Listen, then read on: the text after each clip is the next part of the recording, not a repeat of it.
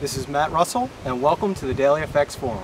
So here are the 5 pairs that I will be discussing this evening: the Euro Pound, the Aussie Kiwi, the Pound Swiss, the Euro Swiss, as well as the Euro Aussie. So let's go ahead and pull up the charts. The first chart, let me go in order here, is the Euro Pound. The short trade from either 88.10 or 88.23 continues. I would just continue to keep that stop at 88.75. Prices have rallied a little bit after venturing down beneath that 87 figure, but again, I would just stay in the trade, as I do expect these lows down here, which are near the 86 figure, to eventually be exceeded. The next chart is the Aussie Kiwi, and if you were in that trade idea mentioned yesterday, which was short at 127.37 with a stop at 127.80, you were stopped out. Prices got up to about 27.77, so including the spread, there's a probably 99% chance that you were stopped out.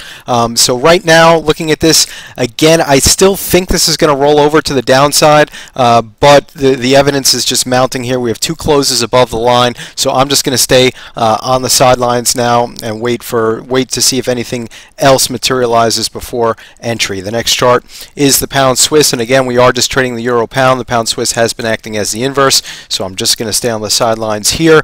The next chart is the Euro Swiss. If you recall, during the past 2 reports, the first was a long entry at 146.50 with a stop at 146.25. I mentioned during yesterday's report, if you didn't enter on that trade suggestion, to go ahead and enter at 146.60 with a stop again at 146.25. So looking at this now, over the next 24 hours, if prices do come down to about 146.60, I would go ahead and enter. That's only if you're flat. If you've already established a position, I would just stay in the position, and right now I'd have tentative targets around the 47.25 area. The next chart is the Euro Aussie, and again, the short trade from 158.75 continues.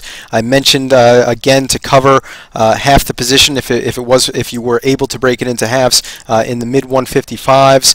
Right now, price is about 152.70. I would go ahead right now and close the entire position. It looks now we have a long wick to the downside. There could be a chance for a bounce here, and I'm just going to take the 600 pip gain right now off the table.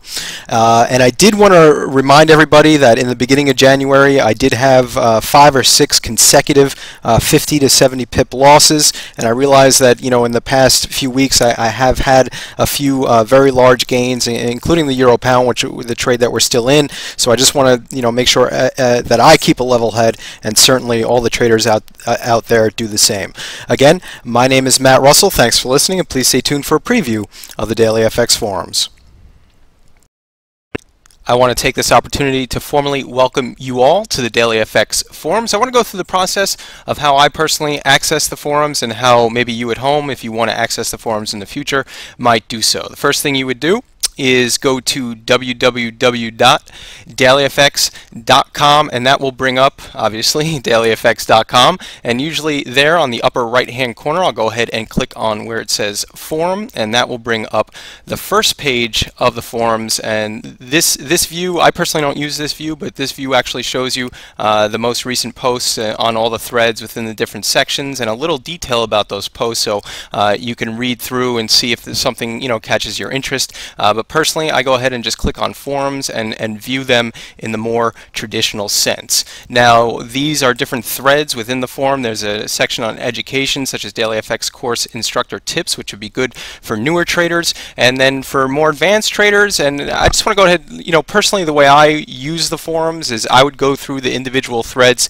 just looking for trade ideas, maybe looking at charts, looking at certain lines that maybe I didn't put up on my chart, but another trader might have put up on their chart. I tend to, you know, shy away from using direct trade recommendations from other forum members, but it helps me to sort of even out my analysis, make sure that I'm seeing things, you know, with the right mind, in terms of, you know, I might be missing stuff that other traders can see, and that's, you know, my personal way of using the forum. You know, every trader is going to be a little bit different in how they use it. So if you want to ask questions, if you want to become an active participant of the members, you would have to go ahead and register. So that's what I'm going to go through now, is the registration process. So assuming you're brand new to the forums, or maybe you've been here a few times and you're not really sure how it works, so I just want to walk through again the registration process. This would be the front page where you would access, or the previous page. You'd have the same little box here on the left hand side. My username and password are already filled out here, but assuming you're a new member, you would click on where it says register, and that will bring up the registration page. If you give me one moment here while my browser loads.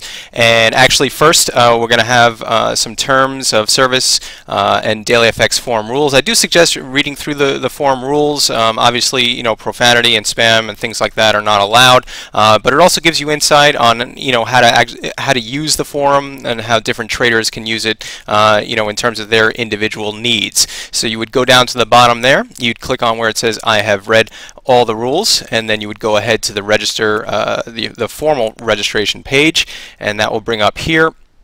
And you can go ahead and select the username, and how about we'll use 4x, and that name is already in use, so maybe add a few more x's there.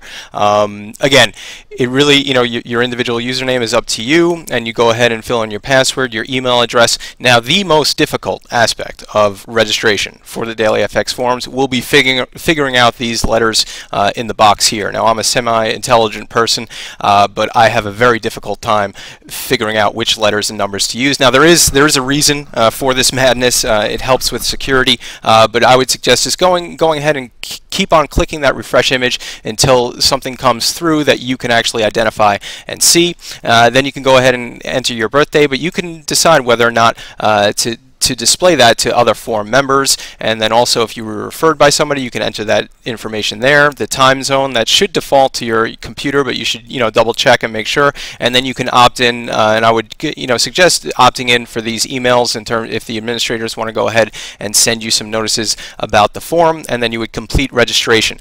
Now what happens is they would send you an email to the email address that you put up here, and that email will include a link, and all you would have to do is go ahead and click on that link, and that link will bring you inside the forum, and you would now be a member of the DailyFX forums. Again, this is Matt Russell. Thanks for listening.